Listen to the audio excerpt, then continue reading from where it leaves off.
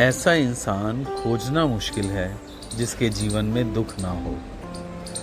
सुख का हमें पता नहीं, दुख का पता है। दुख तो बहुत मिला है, धीरे धीरे जीवन ही दुख का पर्याय बन जाता है। फिर आदमी दौड़ता रहता है, जन्म से ही दौड़ लगाना शुरू करता है सुख की चाह में, परंतु सुख कहीं मिलता दिखाई नहीं देता। एक मृग तृष्णा जैसा बन जाता है। जैसे क्षितिज होता है ना, बच्चे देखते हैं जहाँ ज़मीन और आसमान मिल रहा है तो लगता है कि थोड़ा और आगे जाएंगे तो उसको छू पाएंगे, परंतु जितना भी आगे जाओ क्षितिज कहीं मिलता नहीं, वो उतना ही आगे दिखाई देता है। सुख भी कुछ उसी तरह से है, मिलता दिखाई नहीं देता। और क्या सुख दुख सब लोगों के लिए एक समान है? एक घटना से किसी एक को सुख मिलता है तो क्या ये अनिवार्य है कि दूसरे को भी उसी से सुख मिलेगा?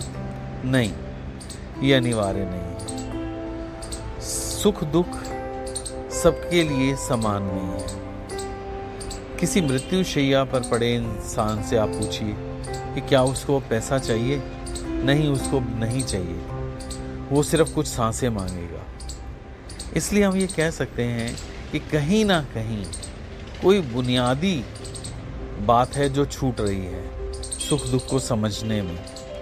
चलिए समझने की कोशिश करते हैं। सबसे पहली बात है, अगर हम थोड़ा गहरे जाएंगे तो ये समझ पाएंगे कि जब भी कोई मनचाही घटना होती है तो हमें सुख महसूस होता है, और जब भी कोई अनचाही घटना घटती है तो हम दुख में डूब जाते हैं, हमें दुख होता है। इसका अर्थ है कि सुख और दुख मन की ही संतानें हैं, मन से ही उत्पन्न हो रहे हैं। जब कोई कामना पूरी होती है तो सुख महसूस होता है कुछ क्षण के लिए, लेकिन क्या ये सुख टिक पाता है? नहीं, कुछ क्षण भी टिक नहीं पाता। एक इच्छा के पूरे होते ही मन 100 और इच्छाएं पैदा कर देता है। जो भी इच्छा पूरी हो जाती है मन का उसमें रस नहीं रहता, मन और आगे की ओर भागता है, कहीं भविष्य में सुख को दिखाता है और उसी के पीछे भागना शुरू कर देता है।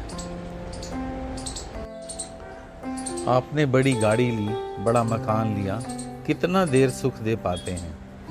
अगर पड़ोस में किसी ने बड़ा मकान बना लिया या पड़ोसी ने बड़ी गाड़ी ले ली तो अब आपकी बड़ी गाड़ी या आपका बड़ा मकान आपको सुख नहीं दे पाएंगे।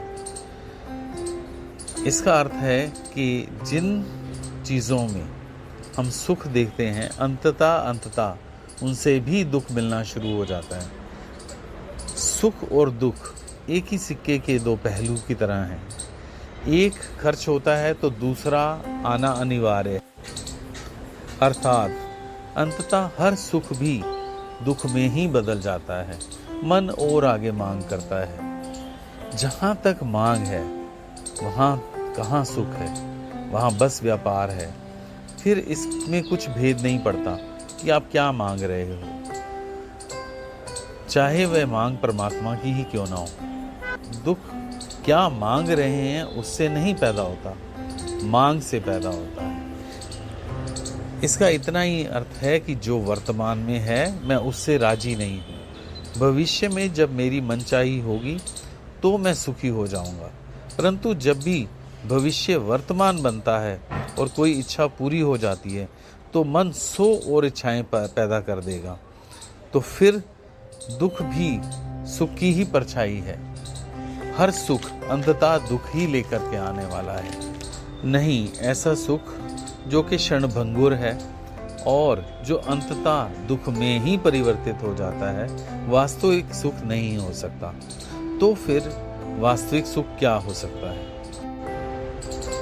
तो कह सकते हैं कि जब आपका सुख मन की कामनाओं पर आधारित है, वह सुख भी दुख में ही बदलने वाला है। तो यहाँ आप कहोगे कि ठीक है, फिर हम सुख की कामना नहीं करते, फिर तो सुख मिलेगा ना। अब यह भी बहुत बड़ी विडंबना है। आप सुख की कामना को इसलिए छोड़ रहे हो कि पहले पक्का हो जाए कि कामना पूरी तो होगी ना। तो आपने कामना को छोड़ा कहाँ? भीतर भीतर तो कामना ही बह रही है जो अंततः दुख ही लाने वाली है। फिर इससे कैसे मुक्त हुआ जाए? केवल एक ही उपाय है, स्वयं को वर्तमान में समता में स्थित करना। बुद्ध कहते हैं कि मध्य में ही रहो, चाहे सुख का समाचार आए या दुख की सूचना, अडिग रहो, एक समान रहो। ये मध्य बिंदु हम सबके भीतर है। ध्यान द्वारा इस बिंदु तक पहुंचा जा सकता है। ऐसा नहीं है कि जब तक हम भीतर उस बिंदु को खोज नहीं लेते तो दुख से छुटकारा नहीं होगा। जैसे जैसे ध्यान करोगे लाभ मिलने लगेगा, दुख तो समाप्त होंगे ही। जिसे आज हम सुख कहते हैं वे भी समाप्त हो जाएंगे। एक नई अनुभूति का जन्म होगा जो आनंद की अनुभूति है। जरा समझें क्या अंतर है सुख में और आनंद में। सुख आपको मिलता है, कोई इच्छा पूरी होती है तो आप सुख महसूस करते हो। अब मिला फिर ना भी हो जाएगा। फिर जब इच्छा पूरी नहीं होगी, आज महसूस कर रहे हो फिर नहीं महसूस करोगे। क्षण भंगुर है, कारण समाप्त तो सुख समाप्त। आनंद ऐसा नहीं है। आनंद का कोई विपरीत शब्द नहीं है। आनंद के लिए किसी कारण की आवश्यकता नहीं होती, वो तो आपका सतत स्वभाव बन जाता है जो सदैव रहता है। फिर मन के सुख दुख आपको खेल जैसे लगने लगेंगे, उनसे दूरी बन जाएगी, आप उनसे अछूते ही रहोगे।